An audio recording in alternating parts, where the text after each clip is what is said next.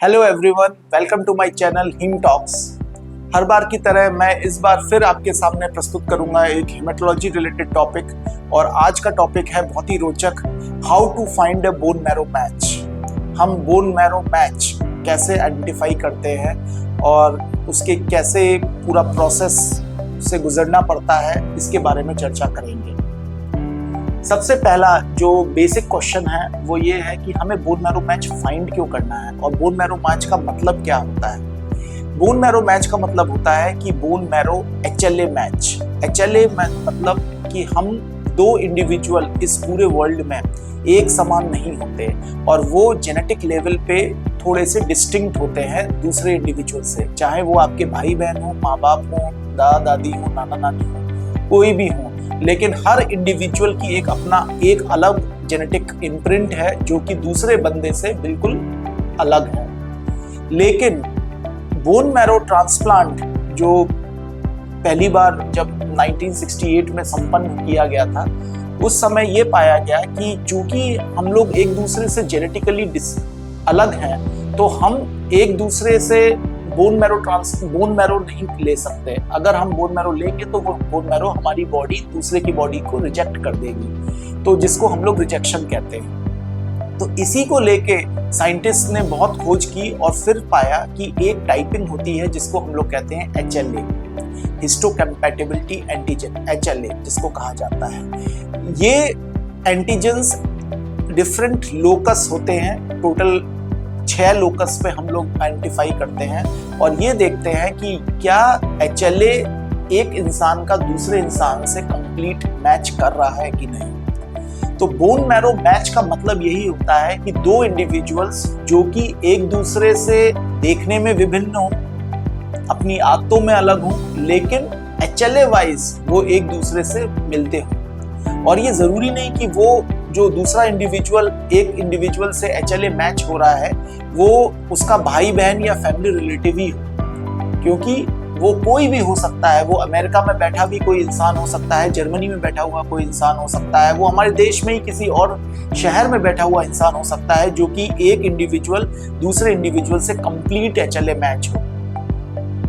सुनने में ये बात बहुत ही अजीब सी लगती है कि कैसे दो इंडिविजुअल एक दूसरे से मिल सकते हैं जिनके माँ बाप डिफरेंट हैं, कल्चर डिफरेंट है, वो दूसरे माहौल में पल रहे हैं, तो वो एक बिल्कुल एक जैसे कैसे हो सकते हैं। लेकिन ऐसा होता है और इसी चीज को हम लोग एक्सप्लॉइट करते हैं बोन मैरो ट्रांसप्लांट करने में। अच्छी इंटरेस्टिंग बात यह है कि जो बंदा आपसे HLA मैच कर रहा है वो बंदा शायद आपसे उसकी शक्ल भी ना मिलती हो, उसकी एज भी ना मिलती हो, वो आपसे कहीं दूर दूर तक भी रिलेटेड ना हो, लेकिन फिर भी वो आपसे HLA मैच कर रहा है। और that is the beauty of science. और इसका फायदा ये होता है कि जब हम दो इंसान HLA मैच जो हैं, एक दूसरे से हम जब बोन मैरो का आदान प्रदान करते हैं, तो दूसरे वाले जिससे हम बोन मैरो ले रहे हैं और जिसमें हम मरीज में डाल रहे हैं, तो मरीज की बॉडी उस वाले बोन मैरो को फौरन नहीं समझती है और उसके अगेंस्ट में रिएक्शन नहीं एलिसिट करती है।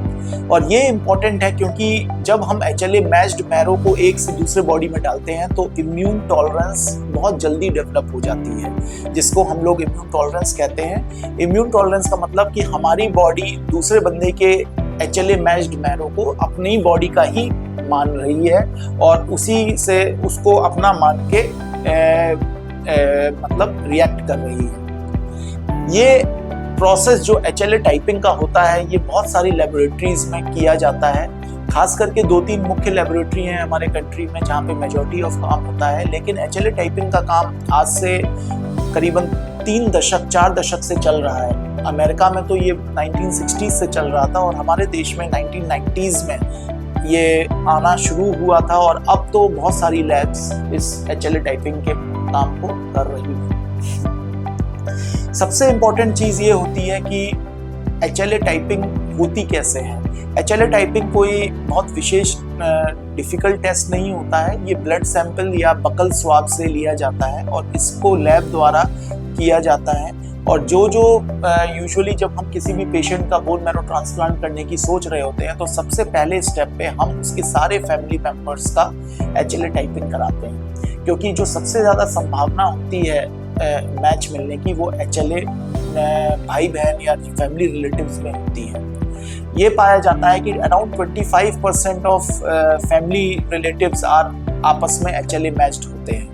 तो सबसे जाहिर सी बात है कि क्योंकि फैमिली मेम्बर्स साथ में रह रहे होते हैं और वो ब्लड से रिलेटेड होते हैं, तो यूजुअली यदि किसी के भाई बहन 4 या 5 भाई बहन है तो बहुत हाई चांस होता है कि एक बच्चा दूसरे बच्चे से कंप्लीट HLA मैच निकले। जब हमें HLA मैच नहीं मिलता है तब हम सेकेंड स्टेप पे मूव करते हैं और वो होता है registry based matching. Registry based matching मतलब कि कुछ रजिस्ट्रीज हमारे देश में एवं विदेश में ऐसी हैं जिसमें हर इंडिविजुअल का HLA का डेटाबेस गैदर कर लिया गया है। आपको ये जान के बहुत आश्चर्य होगा कि हमारे देश में average number around 15,000 bone marrow transplants every year किए जाते हैं। तो यू कैन इमेजिन कि हर जने का जिसका बोन मैरो ट्रांसप्लांट हो रहा है उसकी HLA मैचिंग हुई है और जिस डोनर से उसका ट्रांसप्लांट हुआ है उसकी भी HLA मैचिंग हुई है। तो इस तरीके से हमारे देश में एक रजिस्ट्री है जिसका नाम है दात्री।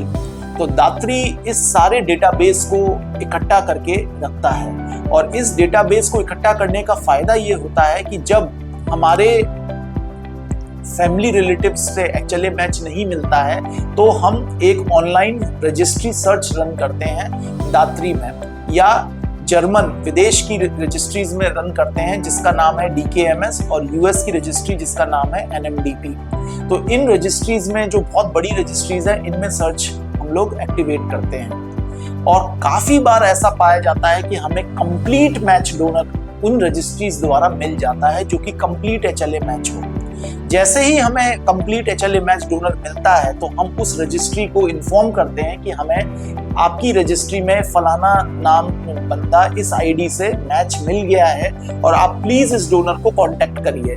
फिर वो रजिस्ट्री अपने डेटाबेस में उसका एड्रेस ट्रेस करती है और उस बंदे को कांटेक्ट करती है कि आपका मैच मिला है। और इस तरीके से ये सारा जो प्रोसेस है ये mud transplant, matched unrelated donor transplant का प्रोसेस चल रहा है अक्रॉस द वर्ल्ड। और ये बहुत ही सफल ट्रांसप्लांट माना जाता है क्योंकि एक तरीके से सेकंड बेस्ट ट्रांसप्लांट है यदि हमारी फैमिली में डोनर नहीं है। तो अगर हमें मड में भी मैच्ड अनरिलेटेड डोनर रजिस्ट्री में भी कोई डोनर नहीं मिलता तो थर्ड नंबर पे हम हैप्लो मैच डोनर आइडेंटिफाई करते हैं और फिर हाफ मैच ट्रांसप्लांट के लिए जाते हैं, जो कि यूजुअली मदर फादर भाई बहन होते हैं। तो बोन मैरो ट्रांसप्लांट से पहले सबसे पहले हमें HLA टाइपिंग द्वारा ये निर्धारित करना होता है कि हमारा मैच कौन सा है, कौन सा मरीज हम बोन मैरो या स्टेम सेल प्रदान करेगा।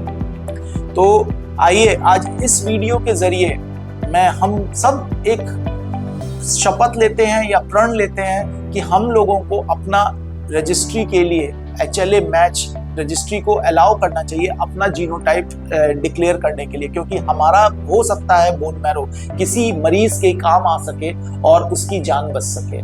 तो बी ए मैच। नमस्कार।